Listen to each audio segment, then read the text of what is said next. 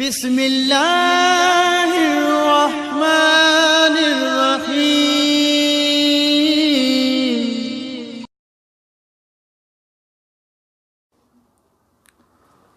اعوذ باللہ من الشیطان اللعین الرجیم. بسم اللہ الرحمن الرحیم. الحمد لأہلہ والصلاة والسلام علی اہلہا. اما بعد فقد قال اللہ سبحانہ وتعالی فی قرآن الکریم وهو اصدق الصادقین. بسم اللہ الرحمن الرحیم. وقضى ربک الا تعبدوا الا ایاہ وبالوالدین احسانا.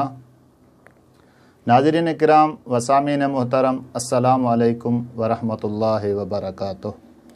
ناظرین، احترام والدین کے موضوع تے ہی اسان جی 9 نمبر نشست ہے. ان کا پہریاں سابقہ تمام نشستن میں اسان احترام والدین کے موضوع تے آیات الہیہ اور فرامین محمد و آل محمد پیش کیا سے.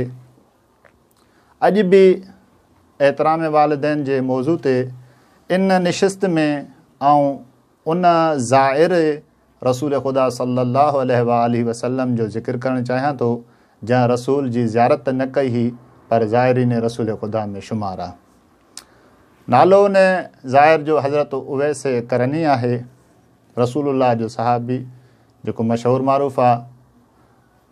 برادران من ناظرین کرام، حضرت اویس کرنی جا والدین ضعیف ہوا، لیکن جیں اویس کرنی کے رسالت ماب جی خبر پئی تو رسول اللہ جے عشق میں ہمیشہ بے چین رہندو ہو تو کو وقت اچے تو ماں اللہ جے نبی جی ونی زیارت کیاں، پر مجبوری ایا ہویس جو ان جا والدین ضعیف ہوا.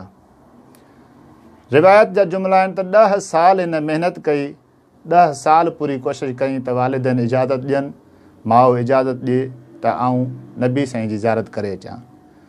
10 سال کھاں بعد میں والد محترمہ اویس کرنی کے یہ اجازت ڈے تھی تو پٹ تو ون مدینہ منورہ سونے نبی جی زیارت کرے ऐं موٹی آ. متاں اتے ونی رسول اللہ جی سیرت اخلاق حسن کردار ڈسی رہجی ونی پر نہ واپس اچ جاں.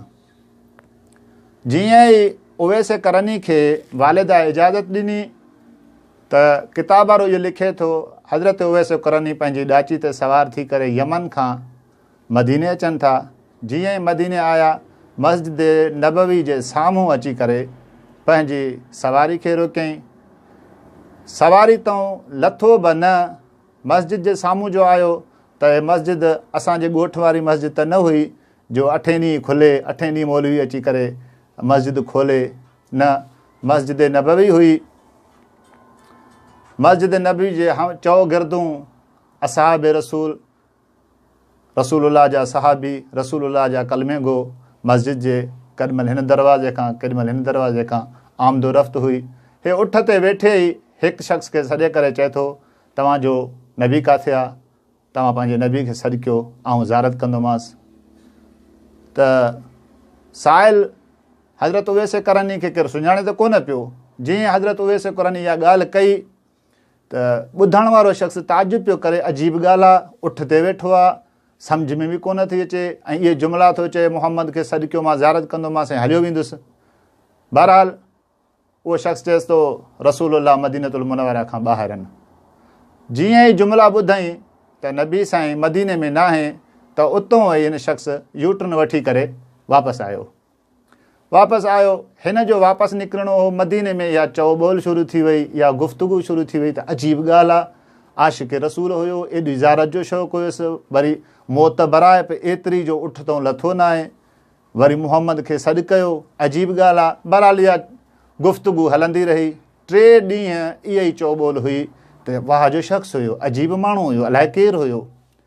3 ॾींहं रसूलुल्लाह जीअं मदीनतुल मुनवरा में दाख़िल थिया, मस्जिद नबवी जे साम्हूं आया त रसूलुल्लाह लाइ रिवायत जा जुमला आहिनि. रसूलुल्लाह पंहिंजो चेहरे अक़दस मथे बुलंद करे ऐं कुझु सुंघण लॻा. सुंघण खां बाद में रसूलुल्लाह फरमाइनि था, इन्नी अशम्मु राइहत, मां रहमान रहीम जे हिकु रहमान ऐं रहीम जी ख़ुशबू पियो थो महसूसु कयां, मिन जानिबिल यमन, जेको यमन जी तरफ़ खां आयो हो. साहबा खां रसूल पुछा कनि था केरु हुयो शख़्स मुंहिंजी गैर मौजूदगी में को आयो हिते, त पूरी कोशिशि हुई असहाब रसूल जी त मां वञी ॿुधायांसि फलाणो शख़्स आयो, मां वञी ॿुधायांसि फलाणो शख़्स आयो। हता के जीअं रसूलुल्लाह इहा ॻाल्हि कई त मूंखे यमन जी तरफ़ खां रहमान रहीम जी ख़ुशबू पई थी अचे, त उन वक़्तु इन्हनि खे ख़बर पई त न अचण वारो को आम न हुयो बल्कि अख़सुल ख़ासि हुयो। हिकु शख़्स अॻिते वञी करे नबी खे फ़रमाइनि था या रसूल अल्लाह तव्हांजी गैर मौजूदगी में हिकिड़ो शख़्स हुयो, एॾो लागर हुयो जो उठ ते सवार हुयो, तव्हांखे घुराए पियो ऐं हुयो यमन खां, बसि तव्हांजी गैर मौजूदगी में इहो ई कमु थियो आहे। त रसूलुल्लाह फ़रमाइनि था त साईं ऐं उहो शख़्स जीअं ई तव्हांजो ॿुधोसीं त तव्हां कोन आयो, पंहिंजे उठ तां लथो कोन, वापसि हलियो वियो, तव्हांजी ज़ियारत बि न कई, हालांकि शौक़ु बि हुयुसि। रसूलुल्लाह फ़रमाइनि था उन शख़्स जी ज़ियारत क़बूल आहे, तव्हां उनखे सुञाणियो नथा, उहो उवैसे करनी हुयो, मुंहिंजो आशिक़ हक़ीक़ी हुयो, उन जी ज़ियारत क़बूल आहे। हता की मूंखे ॾिठई न, या रसूलुल्लाह उन तव्हांखे ॾिठो बि न, या रसूलुल्लाह उन तव्हांजी ज़ियारत कई बि न। रसूलुल्लाह फ़रमाइनि था उन जी ज़ियारत क़बूल आहे। इन जे करे जो उवैस जा वालिदैन ज़ईफ़ हुया, उवैस जी वालिदा इन सां शर्त कई हुई त मुहम्मद जी ज़ियारत थियई त बि वापसि अचजां, न थियई त उते रहिजां न। मां न हुयुसि ऐं हू मूंखां हलियो वियो, मुंहिंजी ज़ियारत न कयईं, पंहिंजी वालिदा सां वञी वाइदो वफ़ा कयईं ऐं पंहिंजी वालिदा जी वञी जेका परवरिश जेका ख़िदमत हुई उन में वञी मसरूफ़ थियो।